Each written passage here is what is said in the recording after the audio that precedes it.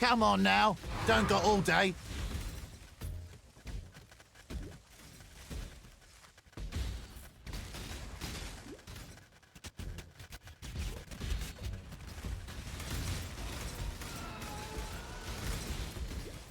Only made it to round 5 last time. Back for more.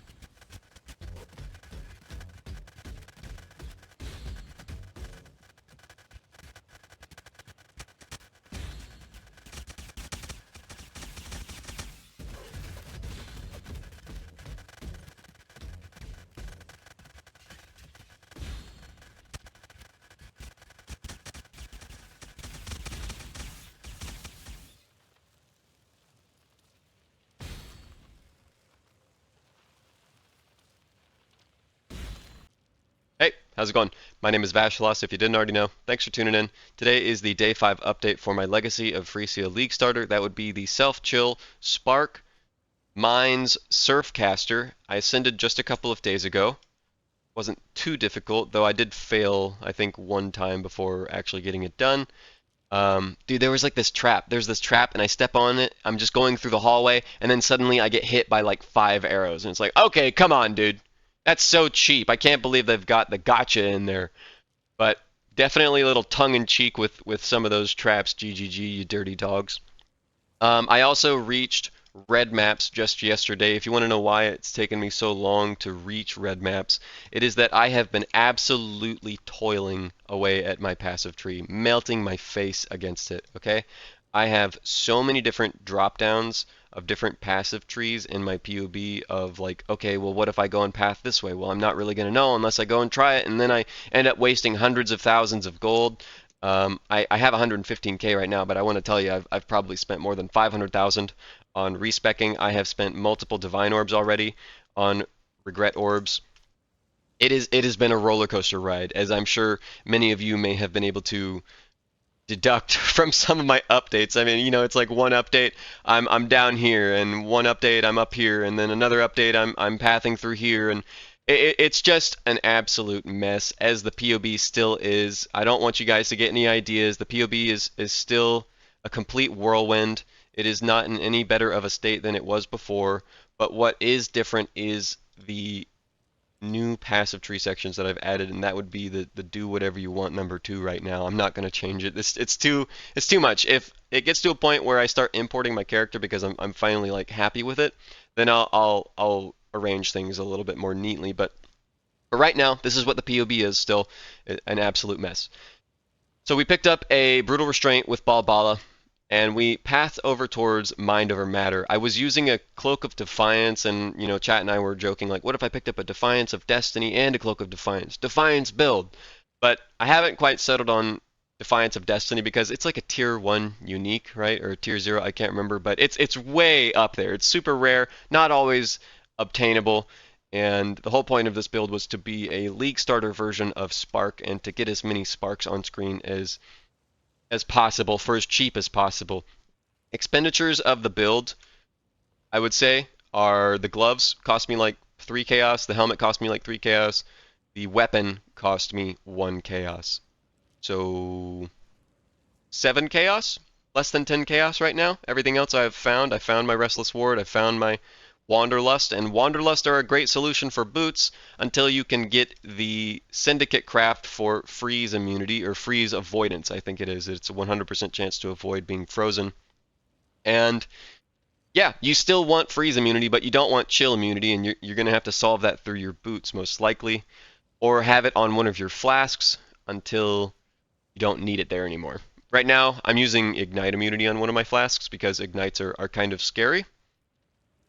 Resistances are definitely a pain point when you are leveling up. I just capped my resistances with some relatively okay rings. My amulet is still atrocious. My belt is still atrocious. I'm obviously using a lot of unique items. I don't want to use these boots. I think the gloves are necessary. I was talking about Mahina Mitts in a previous video. Mahina Mitts are doing quite well, especially when paired with Ghost Reaver and Instant Leech. It lets us continue to benefit from our energy shield instead of having it constantly be depleted due to Scold's Bridle activating our self-chill for us. And to comment on the self-chill changes, right now I am using Automation paired with Immortal Call, Arcane Surge, and Swift Affliction. I want to continue becoming tankier. I want more life. I want more life on my gear. That will lower the action speed that Scold's Bridle will currently apply to us with a 4-link Immortal Call on top of Automation. The way we can counterbalance that, at least in my previous videos, I thought it was going to be by raising the mana costs or by increasing the effective non-damaging ailments. While it was an interesting thought, the non-damaging ailments thing, it doesn't work at all. So don't worry about scaling non-damaging ailments. Get whatever you want on your large cluster wheel. As long as it's got Sadist at the bottom, it's probably going to be a good cluster wheel. You don't care about anything too specific beyond that other than 8 passive points. And yeah, back to the mana, right? Mana is definitely going to be the best way that we can scale that Scold's Bridle self-chill. And that means that we might want to make Immortal Call our 6-link. It's just kind of how it is. The easiest way to raise Immortal Call's mana cost is by adding more support gems. And that would also make our self-chill loop a little bit tighter too. If we had like this on a 5-link, we could add in less duration. Suddenly, it is a very, very nice loop of self-chill. You don't ever have to think about it. So that's what my current plan is for the self-chill, is I'm going to try and 5-link or 6-link my Immortal Call with an automation and slap on supports that raise its mana cost. Quick tidbit on the supports that raise its mana cost.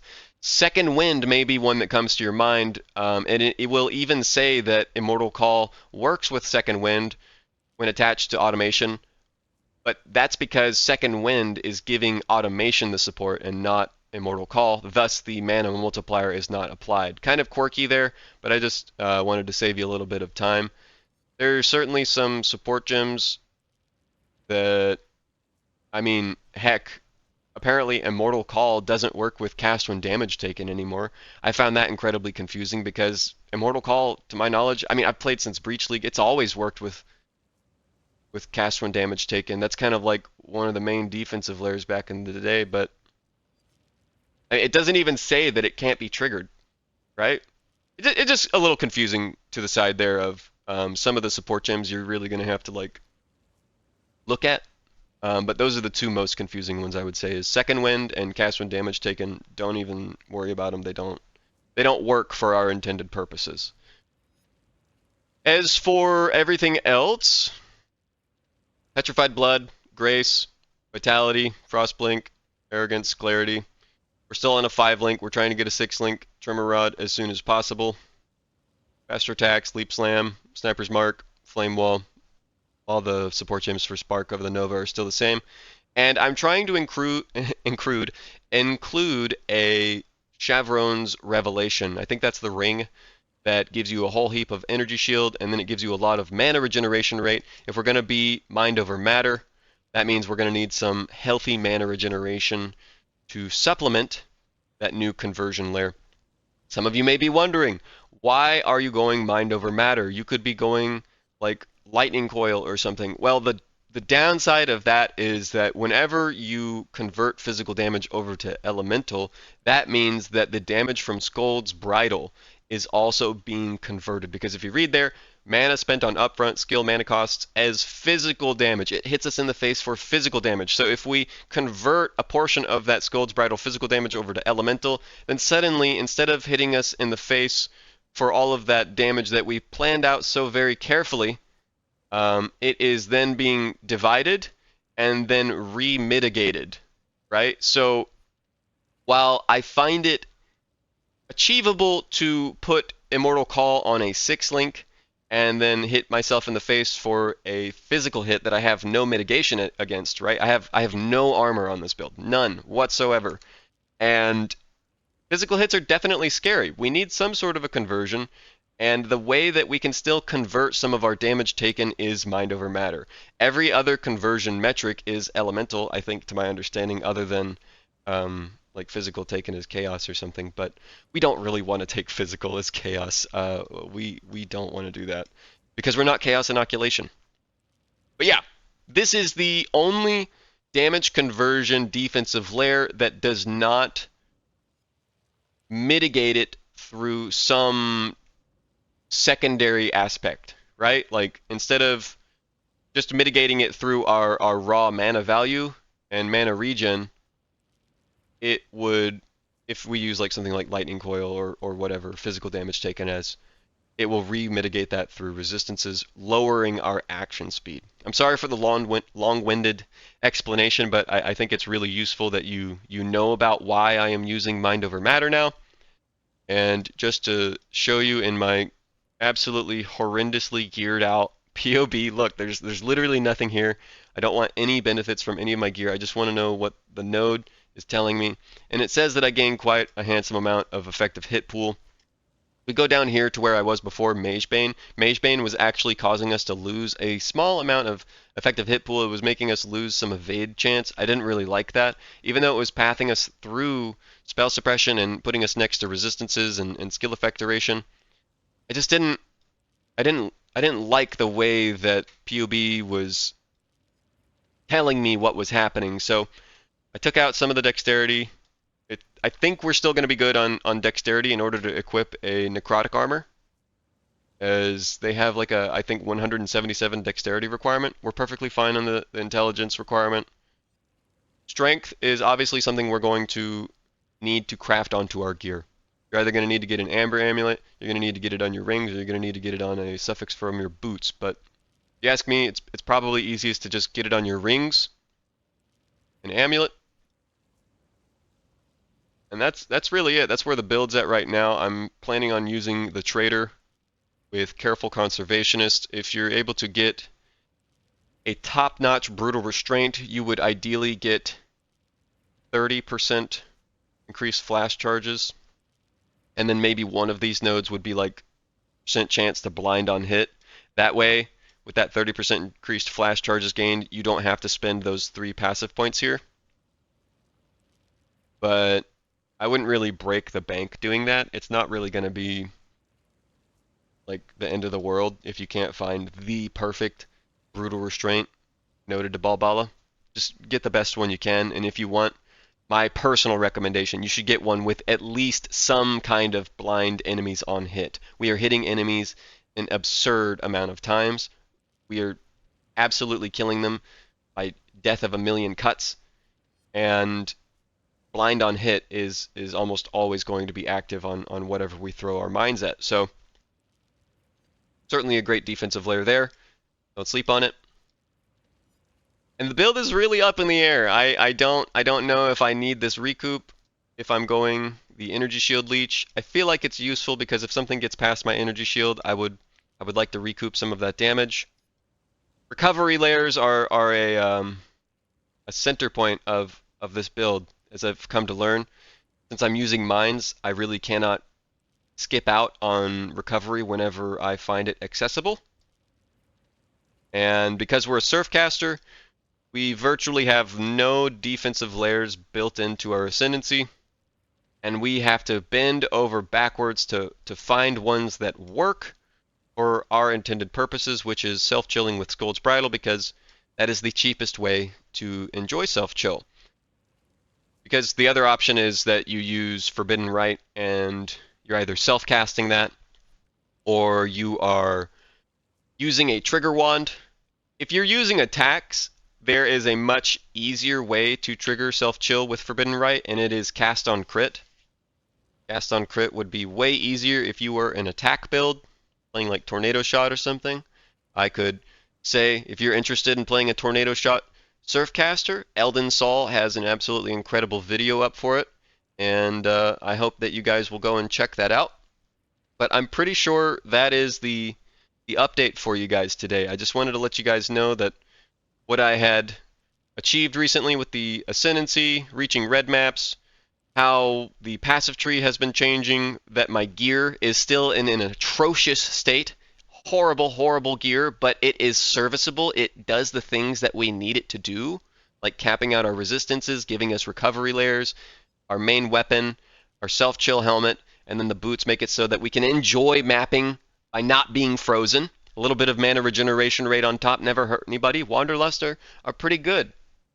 This build is extremely cheap to get going. The whole point of this build is to let you enjoy Spark as cheaply as possible, to have that Spark feeling where you just have no idea what is going on your screen because of how many spiders or sparks or little elder orb things with tentacles are flying around, whatever microtransaction you enjoy. Yeah. You could transition this over to a self-cast Sparker once you get your gloves. You could transition it to whatever kind of Sparker you enjoy, alright? That's what the POB is also there to show you. Look at how many different versions of Spark there are to enjoy. Are all of them good? Certainly not. But there are a lot of different versions to explore for different price points. I think is another important note to emphasize there, right? Sure, not every version is as good as the next version. But vice versa, not every build is as cheap as the other version. Food for thought. I hope you found this useful. I hope you found it entertaining. And hopefully I will see you guys in the next video. You're all absolutely fantastic. Have fun, and I will see you soon. Peace out.